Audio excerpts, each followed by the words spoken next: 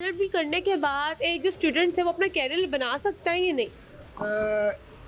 पाकिस्तान में रहते हुए अगर आपका कैरियर देखें तो डायरेक्शन आपकी गलत जा सकती है, लेकिन कैरियर इस फील्ड में अगर आप सोचें ना पाकिस्तान में मुश्किल है, बाहर ना आसान है। फिर आपने इसको क्यों ज्वाइन किया?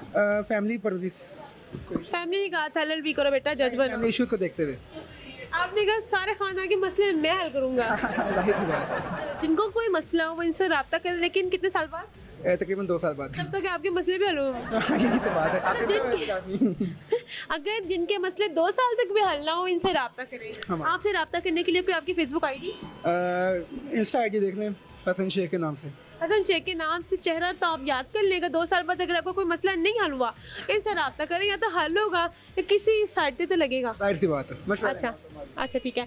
अब ये बताए दिमाग कितना काम करे? एलएलबी तो कर रहे हैं, दिमाग का एवरी टाइम हाजिर होना चाहिए। दिमाग का बेरा कर कोई पेपर दे के आ रहा हूँ। दिमाग की दही हुई है बेशक। बेशक।